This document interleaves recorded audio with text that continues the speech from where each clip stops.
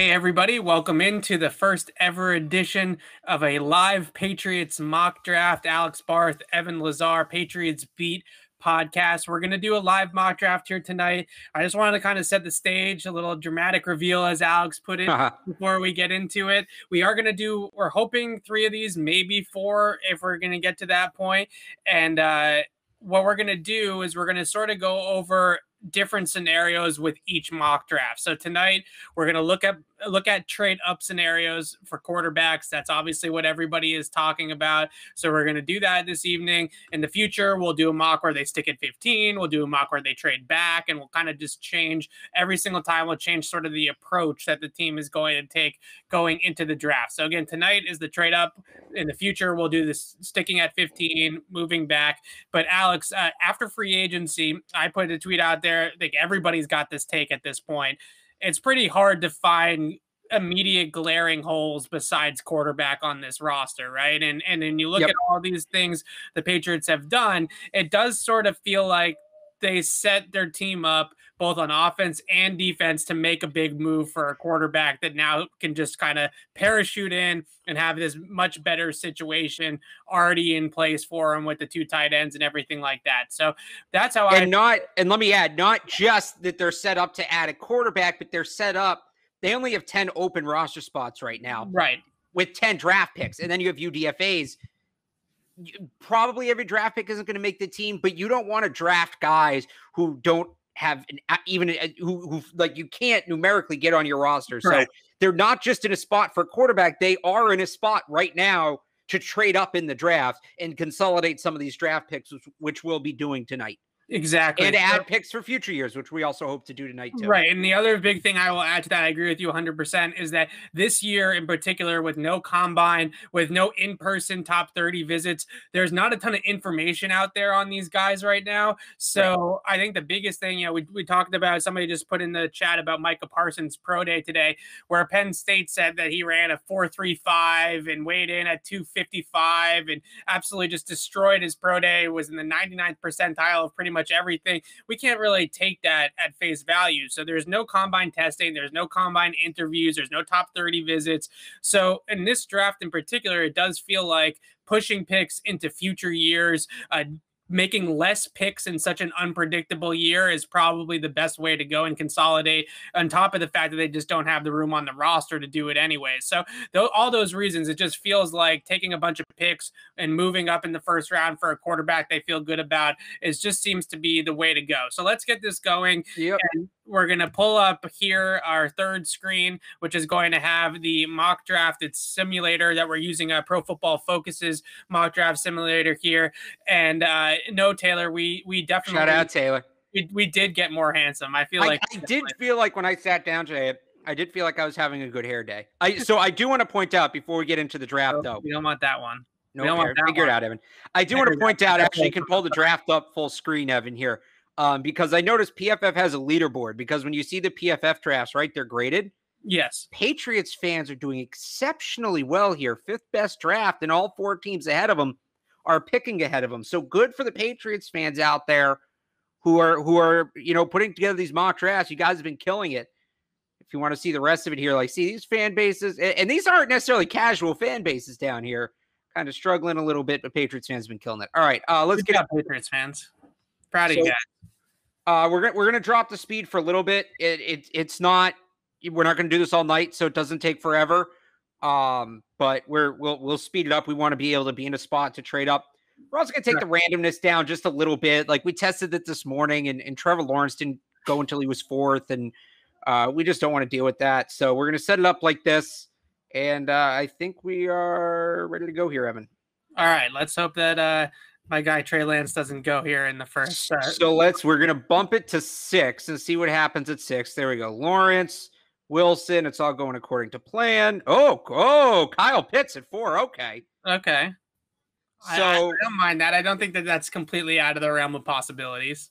If they're trying to win now with Matt Ryan, it certainly fits. Okay. So we're going to try trade up to 6, I think is the plan, right?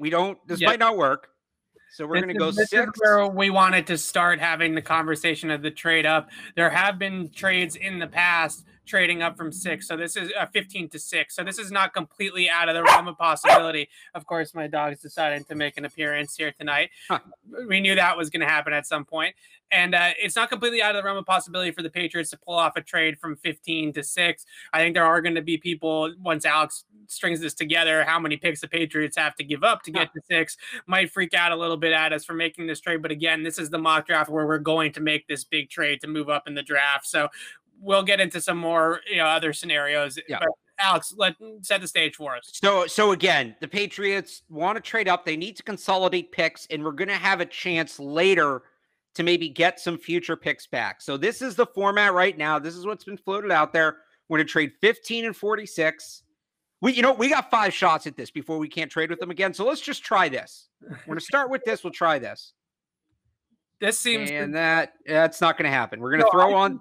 I think in a normal year, that trade might be able to get it done, but because there's so many quarterback needy teams, and because these quarterbacks, especially the top 4 guys, are so coveted that they're going to have to give up like a special package to move up, right? It's not going to be a situation where you're just going to be able to trade like that. The Buffalo Bills, they only gave up a future first-round pick and a third-round pick, I believe it was, to move up to draft Josh Allen. So that's definitely been in the past a package that would work, but not in this particular draft, I don't think. So I do want to throw this out there because I just realized this.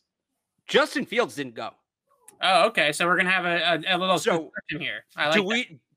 Do we just want to bump down to 7 because we'll get Fields or Lance? We're guaranteed one of those guys if we bump down to 7. All right, let's try to bump it down to 7, but I do want to have the discussion a little bit because I think this is exactly what we're going to the Patriots are going to have these types of discussions when they discuss trading up in the draft of Fields versus Lance versus Wilson, right? Those are going to be the 3 guys. Wilson's already gone, correct? Right. So is it worth giving up what we need to give up extra to get our guy, or do you think it's worth taking the risk and moving to 7 and potentially letting the Eagles pick the quarterback for us? So I wrote about Justin Fields today, and my hesitation with him is that this is a guy that average time to throw is 3.11 seconds, right? And that stat is not always an end all be all, but what you see with him is a guy that is typically a tick slow through his progression. And Alex, we talked about this a lot about the Patriots offense. Guys that are a little bit slow through the progression, that don't see things quickly, that don't get the ball out quickly, typically that doesn't succeed here, right? Typically that doesn't win. And I just feel like that's why I'm hesitant on trading up for Fields and why I like Lance a little bit more than Fields, because Lance is somebody that I can see that fits everything that they do. He can operate from under center. He can operate in a quick passing game. He can elongate the snap and be able to go a little bit further down the field, obviously, like Justin Fields. So, it's a little bit of an unknown. It's an Ohio State quarterback versus a guy from the FCS, but I feel like Trey Lance does more Patriot-like things on tape than Justin Fields does. So here's our options here. We can get aggressive for this pick. We can move to 7. We don't have to trade up. The way this board is falling, right? We might have a shot at Mac Jones at 15. It's not guaranteed. You need to get past the Eagles. These are 3 quarterback teams right here. Denver's potentially a quarterback team, and then you have San Francisco's potentially a quarterback team as well. So waiting till 15 feels a little risky. Do we want to see what the Eagles do, or do we want to maybe give up, try throwing an extra 3rd on here in the future? I want to make this trade happen. I want my guy. You want to make this trade? If you're going to do it, you got to do it, right? You can't like get caught in no man's land of, let's see if we can make it one. Okay. No, if you're going to do it, let's do it. All right. So this is what we're giving up now. We're giving up the 1st and the 2nd this year, in the first 3 picks next year. Or I guess we can start with a 4th. Patriots don't have a 5th or a 6th next year, just 3 7ths. So you're looking at a huge gap next year in the draft if you do this. Okay, well, we can trade picks into future years. They have some assets, maybe they can flip for picks. There's other ways to fill that gap, right? All right, so we'll try this here. That didn't get it done. We'll try this. And then I think we have 2 offers left. That didn't get it done. Wow. So the Eagles are driving a hard bargain on us. Do we want to throw on one of these 4ths and see what happens? Let's do it. I'm wheeling and dealing. This is what I want. All right, we're gonna give up the comp. We're giving up 6 picks, Evan, for 1 pick. Oh boy, this is not gonna happen. This is not okay. Let's. You know what? The Eagles. They have their guy in mind. We're gonna give it one more pick. Yeah, it's gonna be one. You got to think it's one of the quarterbacks. And there goes Trey Lance. Oh man! All right. Well, do you want to restart? Yeah. No. We can. I mean, we can. It's our draft. Yeah. Let's make the trade happen. So here we go. We're gonna try 1546. This pick is now worth a lot less because we don't get to choose our quarterback, and that goes. All right. So that's better. That is, I feel like, a trade that the Patriots could actually make. The Eagles were driving a real hard bargain. They obviously really wanted Trey Lance, so they weren't going to move off of that. So they're going to sit there. Howie Roseman's in his office saying we're not doing anything else besides drafting immediately after committing to Justin to Jalen Hurts for one more year. But all right, I guess we're gonna grab Justin Fields. I don't think he's a fit either. I'm not super hyped about this draft. I wanted Lance. I really thought we'd get Lance at 7. So the Daniel Jeremiah report was that the Patriots are really high on Justin Fields. We know how these smokescreen things work. Yeah. I think what you see with Justin Fields on tape, though, is his accuracy by every single metric, whether it's PFF charting, completion percentage over expected. He has been a very, very accurate quarterback throughout his collegiate career. And I'm not just saying that in terms of like a guy like a Mac Jones, because you add on to it the athleticism, I think a stronger arm than what Mac Jones has. In other years, where Justin Fields wasn't coming off a season where he didn't exactly play great at times, I think Justin Fields could have been the number 1 pick in the draft in other years. So you're getting at 7 a guy that really has 1 or 2 talent, I would say, at this point. So we're doing this. No reset. We're taking Fields. We're taking it. We're doing all right. Here we go. So I'm not like super like I would rather have Lance. I don't think that falls that way, so they're probably okay. I'm just curious. Could we have gotten Mac Jones at 15? Maybe. Yeah, Mac Jones would have been there. Wow, Mac Jones falling hard. This is the problem with the simulator. Yeah. Sometimes, it throws you to the group and does some weird things. So Mac Jones into the 20s. Yeah, I don't see this happening.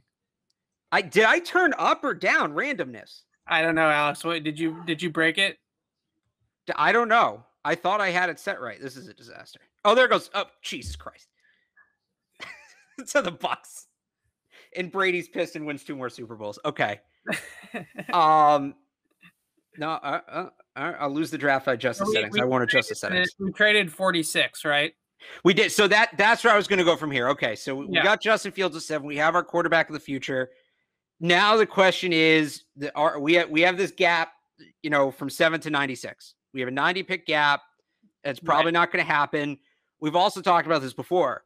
Bill will not sit on that Bill will not pick with that 96 pick, that Brady pick. That pick is going to go into a complicated trade tree. And then you see, 120 behind 96 isn't bad. So I would say we package 96 and maybe 1 or 2 of these fourths.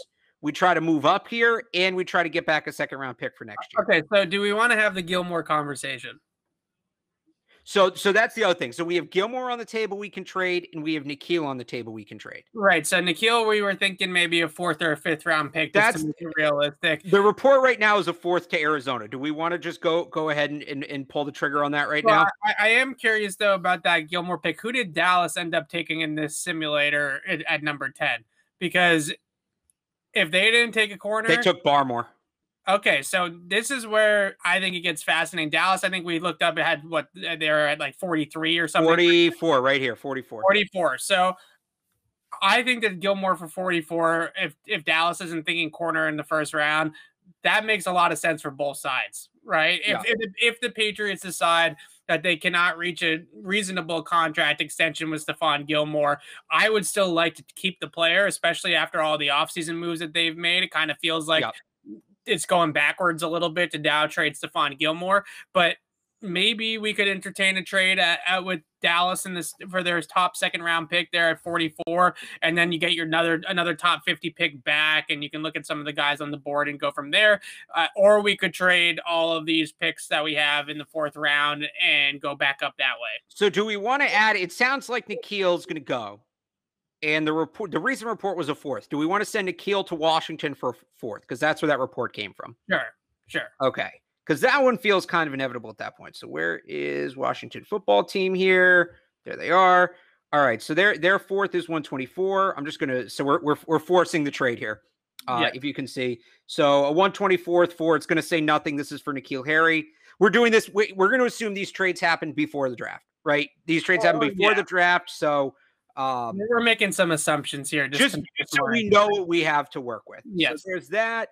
And then do we want to do the? Oh, hang on, I gotta pause it. And then do we want to do the Gilmore trade? Should we ask the chat? Should we leave this one up to the chat? Yeah, let's. If you're listening out there and you have an opinion, are we trading Stephon Gilmore or are we keeping Stephon Gilmore? I want to keep the player, but if they can't reach a long-term agreement that makes sense for both sides. Well, so here's how this is going to work. Writing's on the wall a little bit. Stephon Gilmore for the 44th pick, whichever we get. All right, I was going to say whichever gets 5 yeses or nos first wins, and they're just coming in with doing that trade. I think it's like 10-1 right now. So we're going to do 44 for Stephon Gilmore. That's going to be the pick. And we're going to, all right, here we go. Everybody seems to be in on it.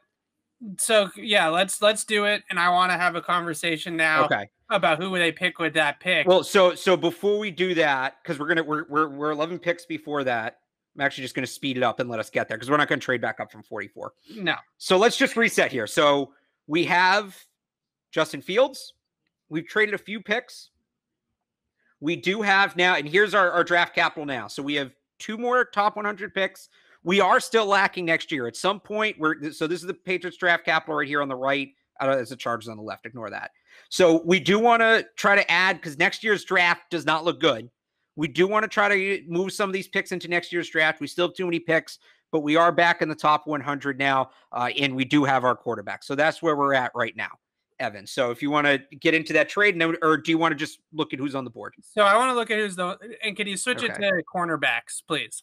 Well, I'm just, so I'm going to do the top 5 and then we'll look by position. Okay. So top 5 on the board right now, Alex Leatherwood. They could certainly use a tackle. Travis Etienne, no. Landon Dickerson a week ago made sense. Now that David Andrews is back, probably not. Terrence Marshall, do they want to use a premium pick on a wide receiver? Aleem McNeil.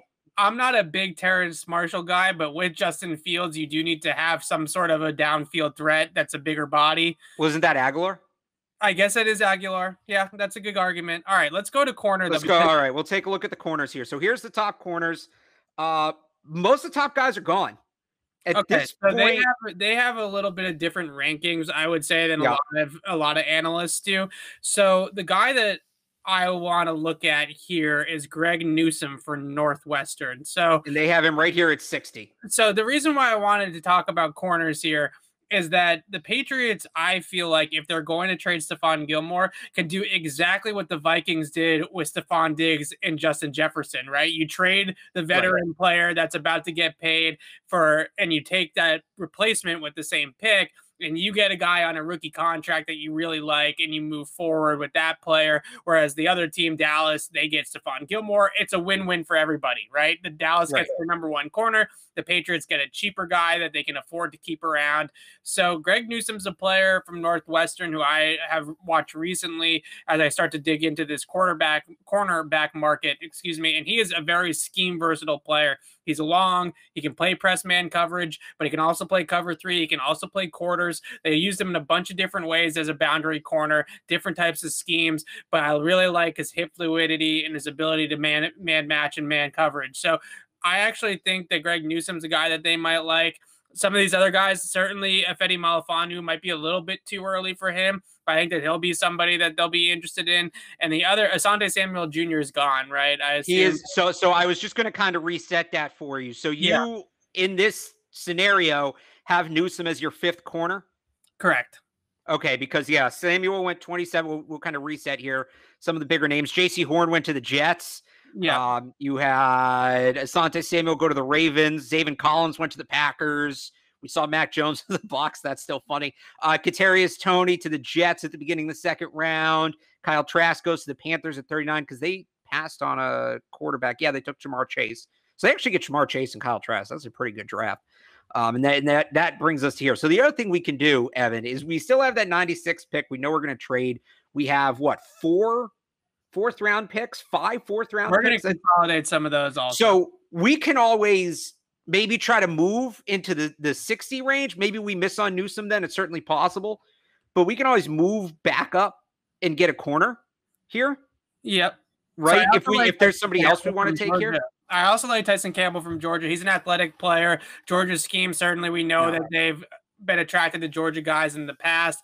He's a player that can play some man coverage as well, good athlete, things like that. But I really like Greg Newsome for them. I think that he's going to be a player that they're going to like, a lot of different traits, and they obviously want to be multiple. They want to be able to be a game plan defense that changes week to week. And Newsome's the type of guy that one week you can have him in bail cover 3, the next week you can have him in man coverage, and he can kind of do all of those types of things. Yeah. So I really like that player for them.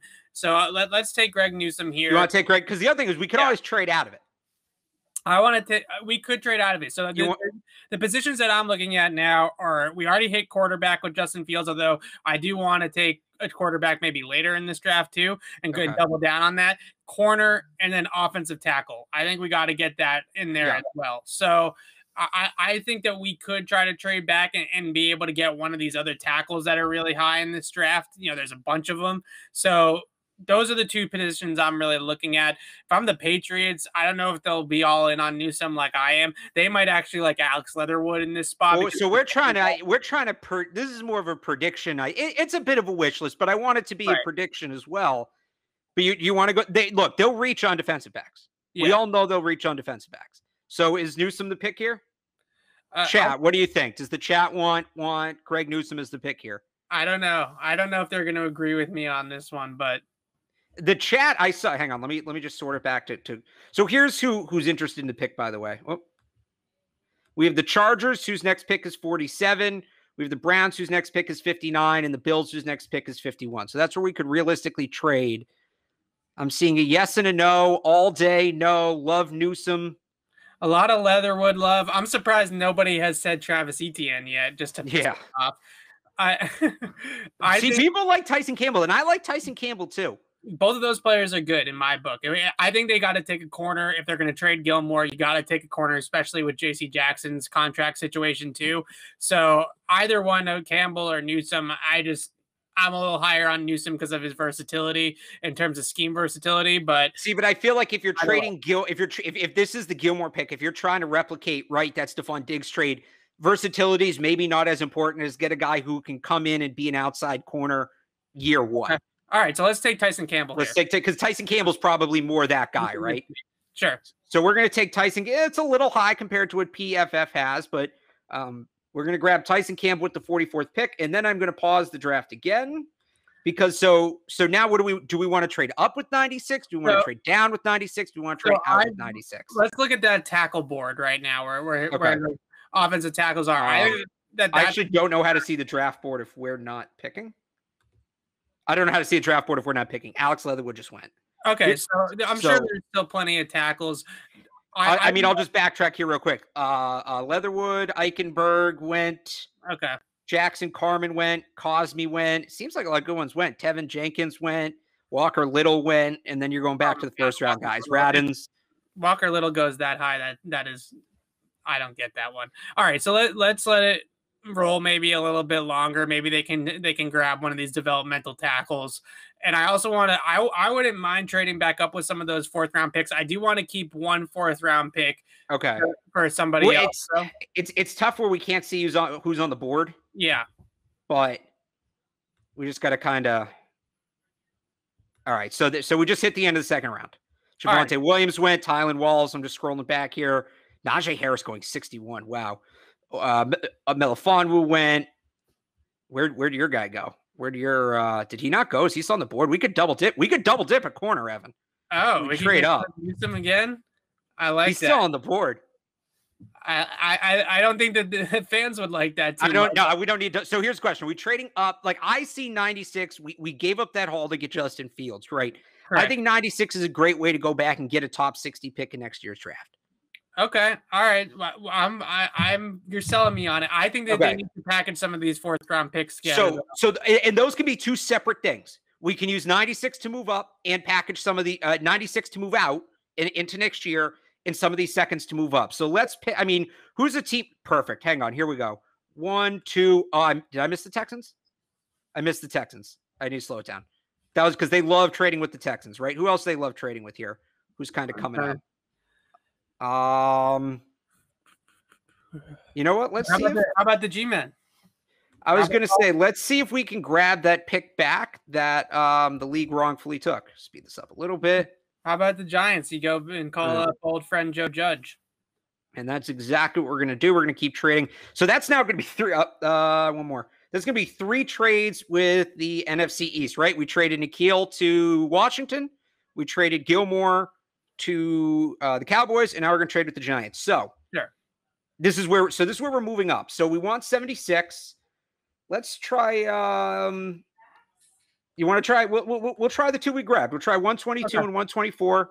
Does that look? Should I add something? Should we get something back? Do you like that? I like that. Let's. Look who went to pick before Evan. Greg Newsome. My guy. So here we go. So we're gonna try 76 for 122 and 124. That didn't work. We have a bunch of these 5th rounders, right? Throw one of those 5th or one of those late round. You know, we'll try in the 7th here. We'll try in the 7th to work our way up. We have five offers. That worked. Okay. All right. So we trade, 122, 124 aren't bad. We get back in to the top 100. And this is the pick that was lost for the Cincinnati BS. So we're back on the board. Again, it sucks we can't see who's on the board when we make these trades. Maybe next time we use a different simulator, but here's where we're at. Let me tell you something. If Jalen Mayfield from Michigan is on the board at hang on, you're breaking up there. Say that again. If Jalen Mayfield is still on the board here, then you got to take him. I mean, this is automatic. I really like James Hudson too, though. No, run up to the card to the table. If he's still there at 76, that is an absolute steal and a half. Look who's on the board here. He had a rough pro day today. I don't care. No, you are going to be a starting tackle in the league for the next 5 to 10 years. Okay. All right. So let's he should be a late 1st round pick. I'm shocked that he's still there. Okay. And you know what? The Michigan guys have done the Patriots well in recent years. So Jalen Mayfield, we're not going to trade up again for a little bit here. I'm just going to zip us right up to 96. And your boy David Mills, I think, just went. Did he really? I think he did. To the Chicago Bears, 83rd. So. Yeah. All right. Well, that was the other quarterback that I was eyeing as maybe a double dip. I feel like we can still double dip. We can still double dip. That was my guy. That was like I had this like RG3 Kirk Cousins take coming, where you get one quarterback that's the mobile pocket passer, you get the other quarterback that's more your traditional Patriot style quarterback. I think those 2 guys would have fit really well as sort of one guy is your high upside player and Justin Fields. The other guy is same exact situation what the football team did with RG3 and Kirk Cousins. And that worked out okay for him. Obviously it could have worked out a lot better, but it didn't work out terribly, I should say. All right. So here's where things get interesting because there's a ton of players on the board, right? That that I love. I don't know how you feel that I love. Rashad Weaver's not bad. Love Chaz Surratt for him. Trey Brown, not a bad player. Demetric Felton, obviously we know about him. But there's no chance Bill Belichick makes this 96th pick. That's because true. This is the Brady pick, and he will turn into a convoluted tree, so no player can be linked to Brady. So here's what I say we do. We did say we were going to handcuff ourselves. We were only going to look at trades from teams that were interested. True. And the earliest team is 119. So the question is, what can we get if we move back to 119? That's a good question. I'm comfortable with doing it, especially with the players that are on the board. I don't think any one of these guys is somebody that they like. Jalen Mayfield is still on the board, right? You got to make that pick. I don't feel like any of these guys are got to have them guys. So let's try this. We're going to consolidate picks, right? They're not going to pick at 119 and 120 and. Why don't we try to trade this pick and get a pick in 2022? Is that possible? Well, so yes, but I'm wondering if we can do both. I'm wondering if we can, because 76 to 120 is a drop. Let's say, so we're going to package 96 and 120. We get 119 back. So that's essentially a wash, right? Yep. And then, but we don't, right? So we trade this pick out without having too much of a gap. And let's see if we can get a second rounder from Minnesota. It might not be a top 50 pick. They might make the playoffs, but we're back in the second round, right? We're back in business. Yeah, I like that. So I don't think this is going to go through. It's not going through. All right. We can still consolidate. We don't need 177 and 188. I think that's fine. We'll try the higher one because I feel like we're pushing it a little bit. So let's try that. And there it is. So I think that's a pretty good trade. I like that trade. I think it's decent. And I think, again, like we said at the top of the show, this is one of those drafts where the Patriots are notorious for having a really small board.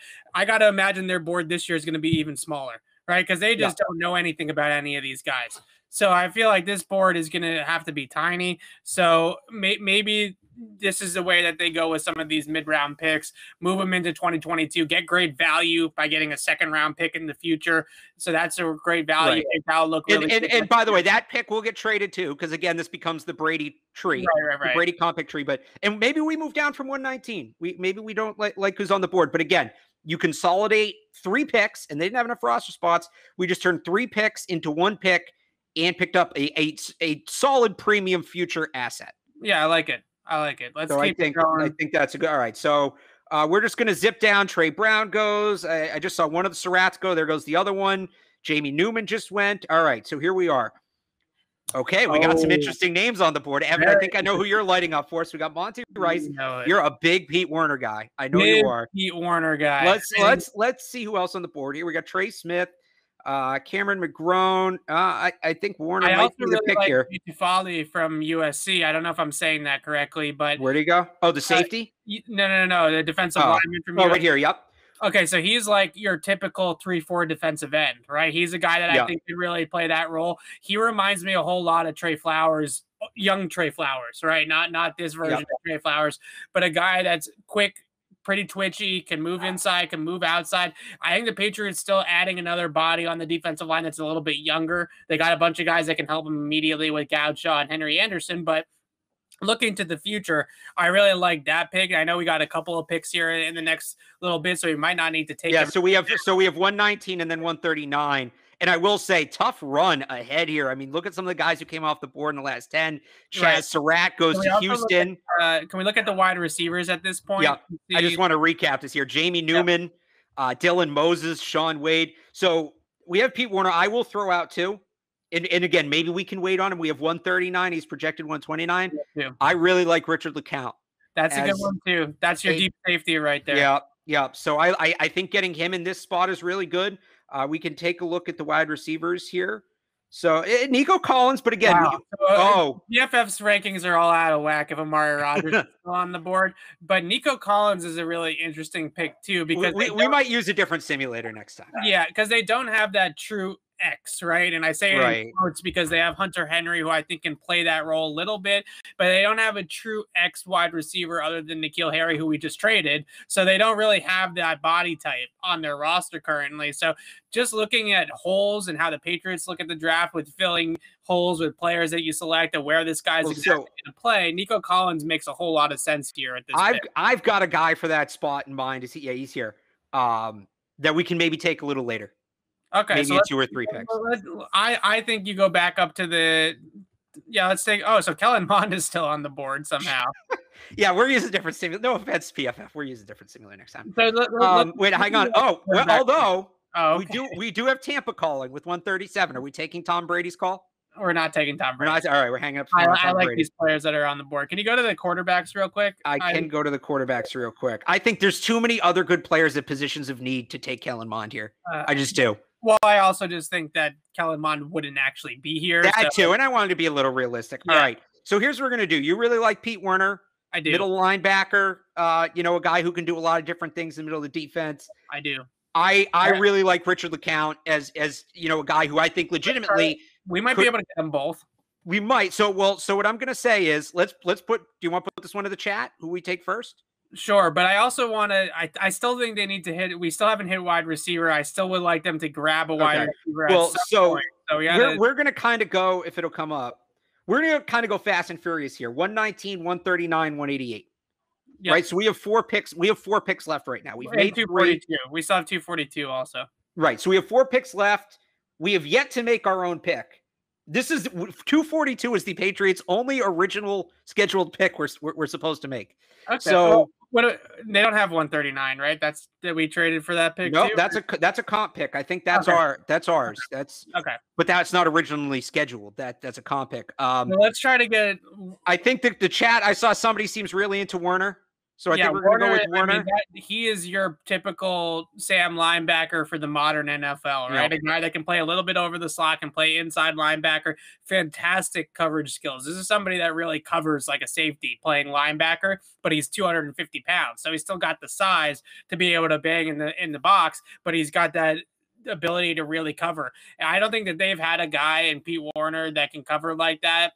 Maybe since like Jamie Collins was in his prime as a coverage player. I mean, it's been a long time since they've had a linebacker, a true linebacker at that size that can really cover in all three levels of the defense like Pete Werner can. There were reps with Pete Werner where he's running and he's playing center field.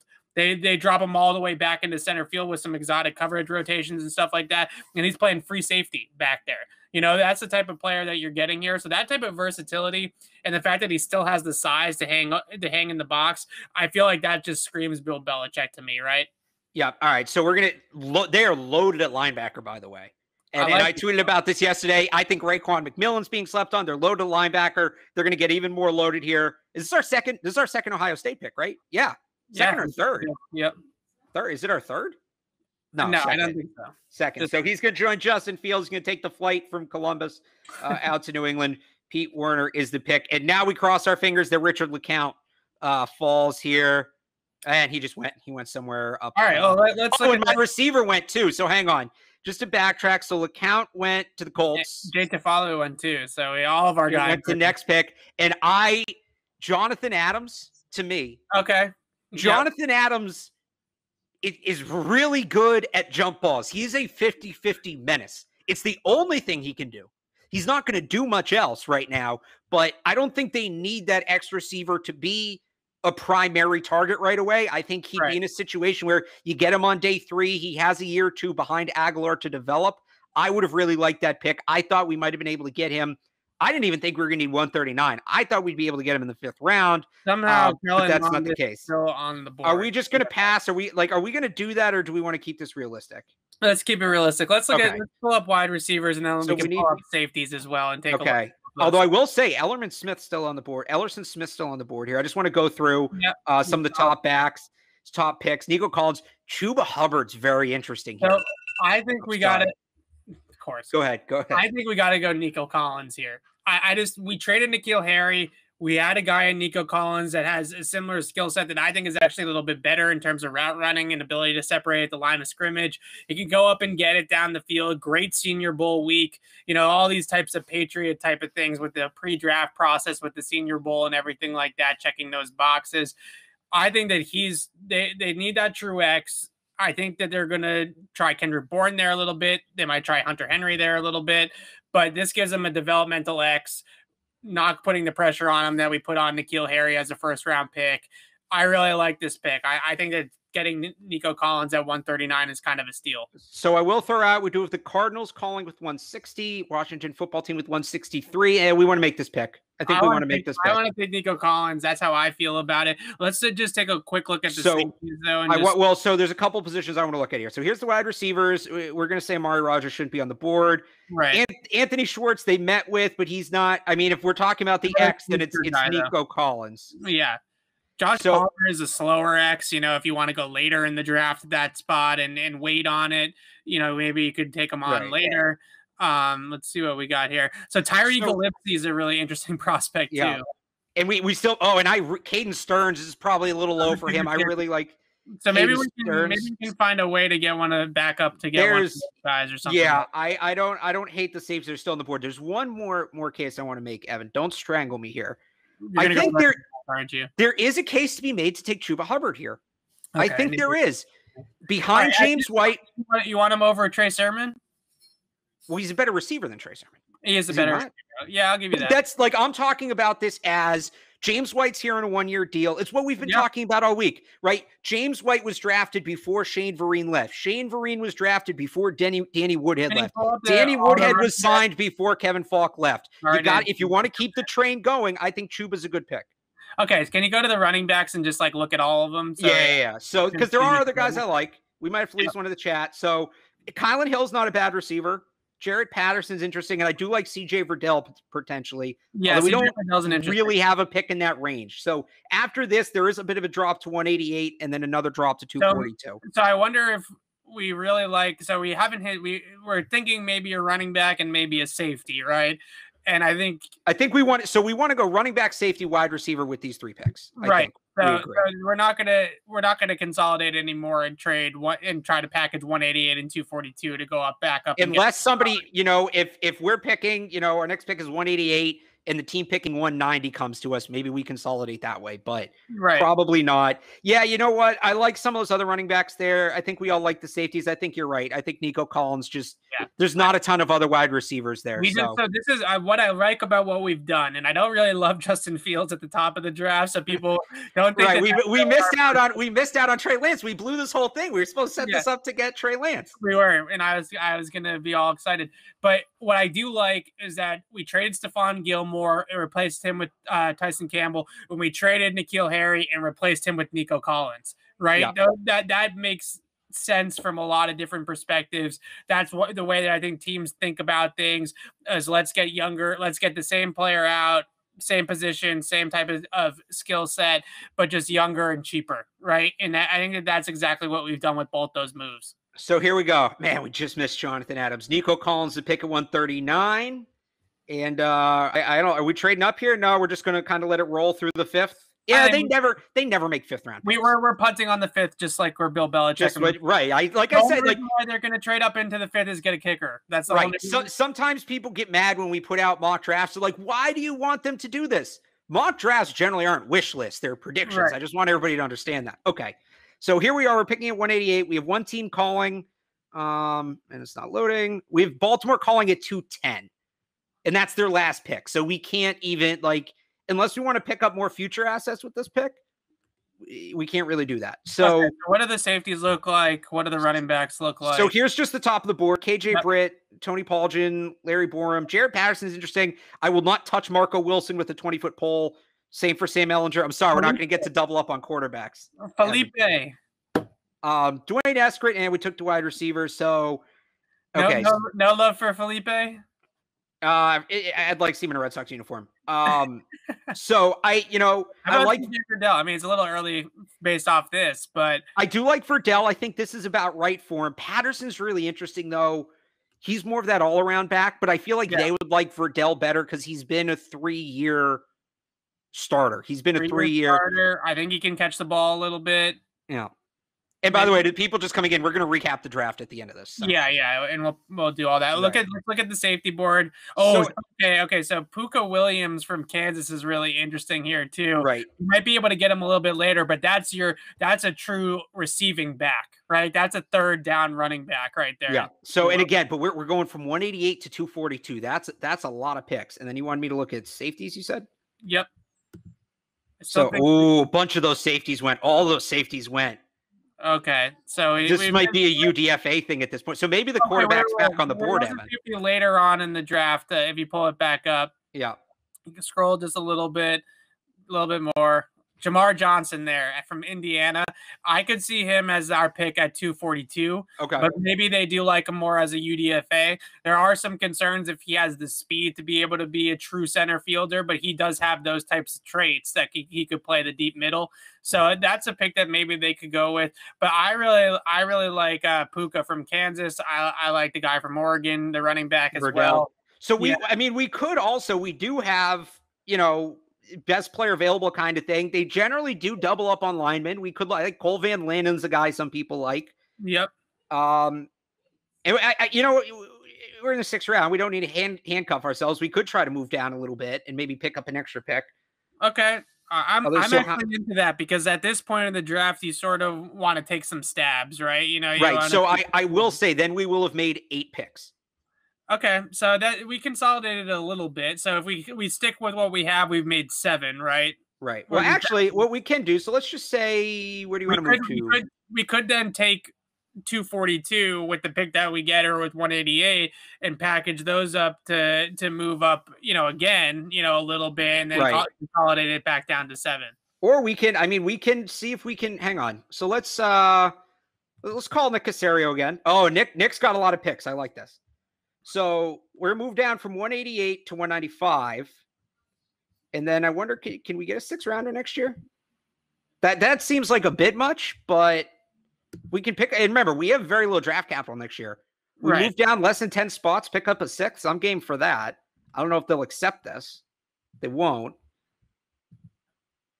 And then, I mean, no, because even if we give him 242, we're still moving up. We give him like a 20. Give him a future 6, or are we just kind of being ridiculous now?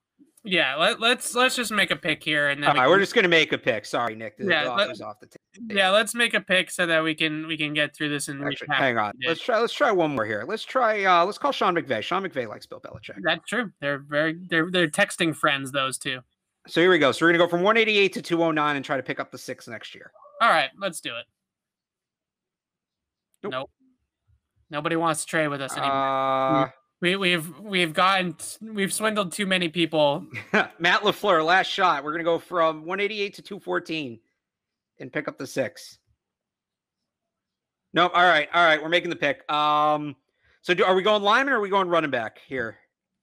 I think we go running back. I think we go with the guy from Oregon. You like Verdell? Or I mean, because I like Puka's interesting. Puka Williams is very interesting. I just think Verdell is more.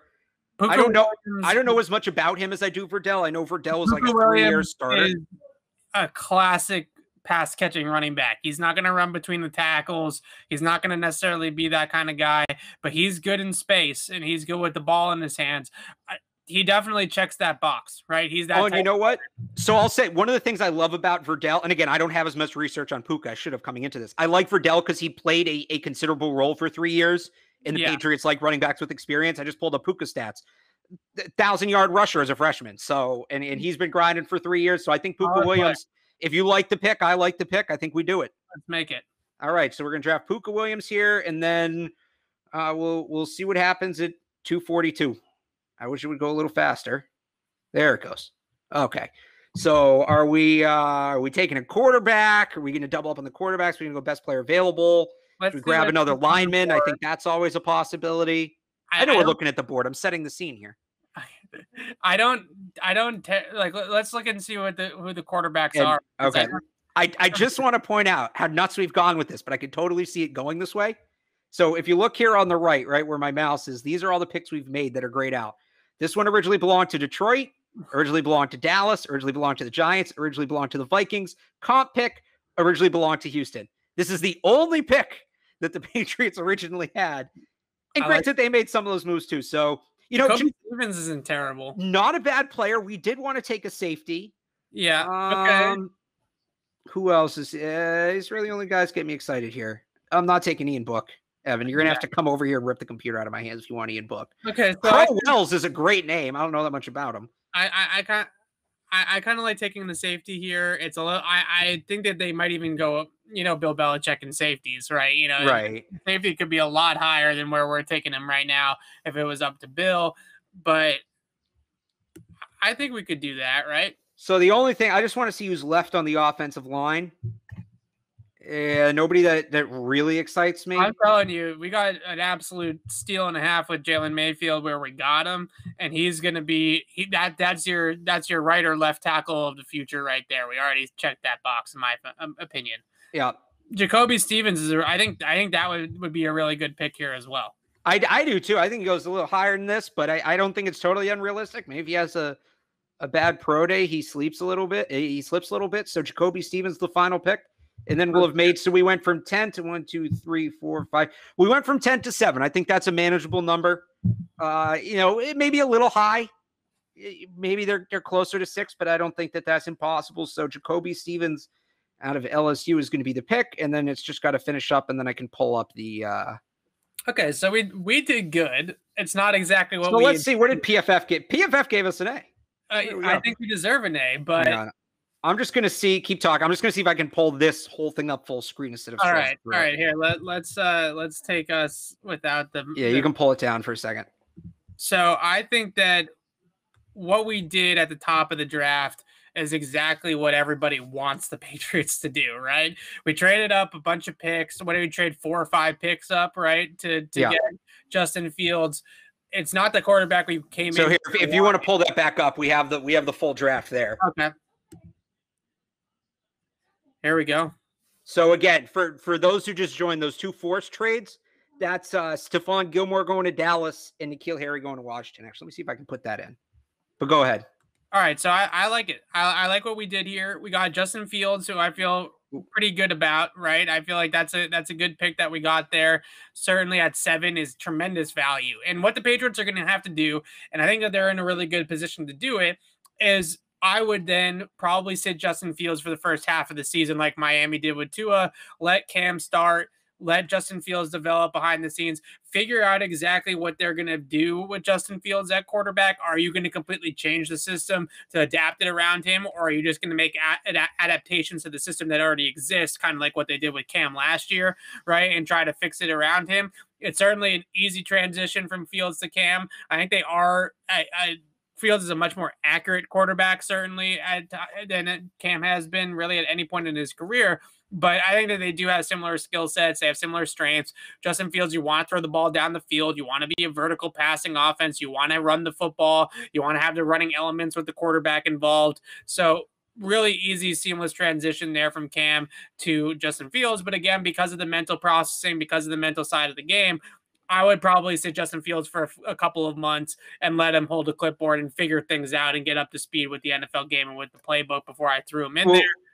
We were going to do that with either guy, I think. Yeah. But yeah, I mean, if this is what they come away with, again, we both wanted Lance over Fields. The Eagles were asking for too much at 6. It was going to take like 7 picks to get it done. Yep. And we really didn't think they'd take a quarterback. If they did, I thought they were going to take Fields. So this we're at. But I mean, besides that, if they come away with this, and granted, you lose Stephon Gilmore in here, but there's Stephon Gilmore. But again, I love that Vikings comparison, right? We lose Stephon Gilmore, but we use the pick on Tyson Campbell, a system fit, athletic, man coverage skills, coming from Georgia, pro style defense. He's going to be able to come in and I think really early on play outside corner for the Patriots. So they get that guy there that really can be sort of that Justin Jefferson to Stephon Diggs sort of transition, hopefully. So you're going to lose a beat, right? You're going to fall back just a little bit, but maybe you are kind of, in a better position there. And certainly taking a corner in the second round is classic Bill. So we nailed that. And I just feel like that's a great compromise, right? To be able to go younger, get a guy on a rookie contract and still be able to do some things in terms of playing him at outside corner. Pretty much, I think he can play almost right away. Coming from Georgia, he has that in-game, big game experience, right? And they played Isaiah Wynn. They played Sony Michel. Isaiah got hurt, but they wanted to play Isaiah Wynn right away. They certainly did play Sony right away. So I think all those things definitely check some boxes. Jalen Mayfield, I can't believe we got him there. I think that's... So how unrealistic is that one? To me, it's very unrealistic. And I've watched a lot of Jalen Mayfield tape. I know Brandon Thornton and other people that I really trust with the offensive linemen really like him as well. He's extremely raw, and that's something that I think that might knock him down the board just a little bit. He doesn't have a ton of in-game experience. One of those guys, and this is true with a lot of these guys, so it's nothing against Jalen Mayfield. With COVID, with injuries in the past, they just haven't played a lot of games. Right? There's just not been a lot of games to play. So Jalen Mayfield's definitely somebody that's got all the raw tools, and we're not drafting a player like a Isaiah Wynn who's undersized for the tackle position. This is an ideal tackle prospect, 6'5", 320 pounds. He just only made 15 starts in college. And that's going to be a tough evaluation, but extremely explosive out of his stance, fluid, great feet, ability to mirror pass rushers, great agility there, lateral mobility, lateral slides are really smooth pass protector for the most part. He just has some technical things and refinement that he's going to have to work on, angles, hand placement, things like that. But he's a very athletic prospect as well. So I think that he's somebody that at left tackle makes a whole lot of sense for the Patriots, right? Kind of like a Nate Solder body type, very athletic player, move around to that spot. We got to deal with that. And you know how I feel with our next pick with Pete Warner also. Fantastic coverage linebacker. I still think he's got the size. He's got some great blitz ability, great ability to play run sideline to sideline. I he's going to play right away the Patriots with their linebacker, but eventually that's going to be a really good pick. You know, Dante Hightower, he might only have 1 year left. Juwan Bentley, you're not sure what his situation is going to be moving forward with his contract coming up and the depth that they have at that spot. So Pete Warner will play at some point, right, for the Patriots, and it could be sooner rather than later. Nico Collins, I love this pick. It's a similar way what we did with Tyson Campbell. You trade Gilmore, you draft a corner. We trade N'Keal Harry. Was it the exact pick that we got for N'Keal Harry? I don't think so. Well, it says we got 124. Oh, I think we traded 124. So we traded N'Keal for 124, and then we traded 124 to move up to 176. Now, I think this was a comp pick. But it's the same, like you can kind of see the order that's around where if 124, if we still had 124, we probably would have taken him about there. So yeah, so Nico Collins, traditional X receiver, boundary outside receiver, can go up and get it. But one thing that I really liked about him, watching him at the Senior Bowl during practices, is that he was somebody that could really separate the line of scrimmage, someone that had really good release package and had that ability. Because when you're a big body receiver, and we talked about this a lot with N'Keal Harry, if you don't move guys off the spot at the line of scrimmage so you can open up your strides and get the ball down and get yourself rolling down the field, then you have a lot of trouble separating at the NFL level. If you can get guys off their spot, move them out of the way, get up the field, get up the sideline, you get them on your back, get them on the hip pocket, then you can go up and adjust and make catches above the rim, right? And that, I think, is what we saw with Nico Collins at the Senior Bowl that I really liked. So I'm excited about that pick as well. Then we went with Puka from Kansas. Again, I think a running back that had much better tape early on in his career than what he ended up finishing at Kansas. I think he was a freshman all-conference type of player. So I think that's a really solid pick there, too. I think he can catch the ball a little bit out of the backfield, too. So I like this draft. I think we did pretty good. So, so I want to say this first, and then I'll make a point. So if you guys have thoughts on our draft, questions on our draft, like put them in the chat. We'll answer a couple specifically about decisions we made, decisions we didn't make, stuff like that. You said on the show, Evan, a couple weeks ago that you wanted to see the Patriots make a focus at the big schools, right? At the big name Blue Bloods. Yeah, we did that. Ohio State, Georgia, Michigan, Ohio State, Michigan, Kansas, LSU. Not bad. That is like a half Big Ten draft. We definitely got some SEC flavor in there as well. So we hit all those. And I think even though we did draft for need, I think for a decent amount, realistically, right, we had Kellen Mond at the board at one point, but he wouldn't have been there. We had Amari Rodgers on the board, but he wouldn't have been there. In a realistic view, I think we took the best player on the board more often than not, I think considerably. Maybe Puka Williams we reached for a little bit. Maybe Tyson Campbell we reached for a little bit. But outside of those guys, we were pretty much drafting in the top 5, the top 10 on the board. So I know you guys, everyone talked me into Tyson Campbell. I still would have taken my guy from Northwestern there, but it's a mock draft, so I'm not going to cry about it. Maybe just a little bit. So again,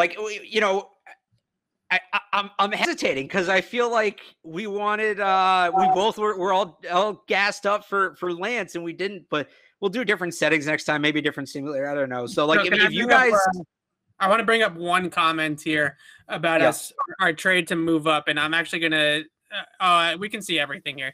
So other simulators had this package go through 15, 46, and a 2022 second. If Justin Fields is still on the board at 7 and the Lions are not going to make that pick at quarterback, I just can't imagine that you're going to get him without trading a future first for him. You know what I mean? That's one first round pick in the package to go up and get him. He's a player, and whether it's Trey Lance or it's Justin Fields with Mac Jones there in the mix as well, these quarterbacks I really do feel like in this year in particular are going to fly off the board. And you're going to be outbid. You're going to have to bid against somebody. Right? I don't think you're going to get any of these guys for that type of package. So I actually think that what we got him for was pretty realistic of what the Patriots would actually have to give up. I'm not sure if the Patriots are going to do that, but that's how I sort of feel like they're going to have to do it. And if we do it full screen so people can see exactly what we gave up, it's a lot. We understand it's a lot, but I think that that's what you're going to have to do to get one of these guys. I really just don't feel. Do you agree, Alex? I don't feel like you're going to be able to get him for nothing. Yeah, I think 2 firsts and 2 seconds is where you start. And we were willing to kind of dip into the 3rd round even once we, when we were trying to get that 6th pick and it didn't work out. I also will say to that person, PFF kind of randomizes it. So I've done drafts on PFF where a trade gets accepted and I go back and try to do the same trade, minutes later. It's not like I wait a week, like minutes later, and it doesn't take it. Yeah. So you might have just kind of hit on a lucky draft. And that's the tricky thing with these. Like, you don't know, if Tyson Campbell and Newsome go 42 and 43, who knows how different this draft looks here? Maybe we trade out of 44. So sure. I definitely think that can get tweaked. So I'll tell you guys this, so I floated the idea. I didn't know how many of these Evan would want to do. I was like, why don't we do this every other week until the draft? Evan wants to do it every week. And I think we could have some fun with it where, maybe there's one where we're not allowed to trade and we just have to pick in the spots. Maybe there's one where we have to trade, although we kind of did trade every pick, but maybe there's one where we have to trade every single pick. Maybe we do one where we're only allowed to take SEC players. We're only allowed to take Big Ten players. We're only allowed to take non-Power 5 players. And we do something like that. Like the idea of doing one, and we talked about doing a draft where they stick at 15 and then where they trade back in the first round. I think that just doing one where we don't make any trades and tonight we kind of wheeled and dealed, right? So one that we don't do any trades and we just kind of take the guys that we feel best fit, you know what I mean? What the Patriots are looking for when the spot that they come up. I think that that's a really interesting one, but the Patriots are going to make trades. They're not going to go through a draft with no trades. That's right. True. And most drafts, they trade a ton. So, and we really only made 2-3 trades. We made 3 because we're not including the player for pick ones because we're going to assume those happened before the draft. Yeah. We really only made 3 trades. So, All right. So what I was going to say is if you guys want us to do more of these live mock drafts, just let us know. Because if we don't think you guys like them, we're not going to do them. We want you guys to watch. We want you guys to enjoy it. So, if you want more of these live mock drafts, just let us know here. Let us know on Twitter, wherever. Yeah, exactly. And we're gonna post comments on YouTube. We can post that screenshot too, Alex. I'm gonna just kind of, you saw me filling with it before. I'm gonna write in Gilmore and Nikhil just to clarify, and then this is gonna go on Twitter so you can see it. And you guys can tell us how bad we did, but yeah, we're gonna get ripped for the Fields pick because you don't have the context of who else was on the board. Right. So maybe we can add some context with the tweets, but we'll definitely. And I just want to reiterate that this is mostly just for fun. We just want to talk about guys. Yeah, we want to get guys going. We certainly want to talk through some scenarios as well and be realistic and throw some things out there that maybe we think could be possibilities, but. Mainly the goal of this, don't take it too seriously. We're not out here trying to guess every single Belichick pick. We're just trying to talk some guys through, talk some scenarios through. And I think that this trade up in the first round, if the Patriots are entertaining it, is one that is going to take what we traded up. And I think that it's something that they should entertain, certainly. So that's how we started the show. That's how we'll end the show. Quarterbacks, as always, the Patriots sitting there with Cam Newton. I think that this is a perfect transition, a perfect passing of the baton from Cam to Justin Fields. Makes a lot of sense in the world. Alex, we'll be back on Tuesday. We'll do more of a traditional show on Tuesday, talk some Patriot news, talk some things going into the draft and start previewing some of these positions, previews and things like that. And then we will have another live mock draft or Q&A or something like that on Thursday, like always as well. So thanks everybody for listening. Thanks for those that participated in the chat and it helped us out with some of these picks because it is a lot of people. So sometimes we I want to try to make it more interactive. Maybe on the next one we try to get that in. So we'll definitely try to make it more accurate. Maybe we'll just do one where we do polls or something like that. Maybe that, like, we'll do a bunch of these if you guys keep coming. We can do more than one in a show too if we do some more rapid fire. Absolutely. So until then, we'll be back on Tuesday. Again, Tuesday, regular show, live again, but just a regular podcast. Thursday will be another live mock draft or Q&A, depending on what we feel like you guys want us to do. But until then, signing off for Alex Barth, I'm Evan Lazar. Thanks for watching and participating with us in this, guys. It was really fun.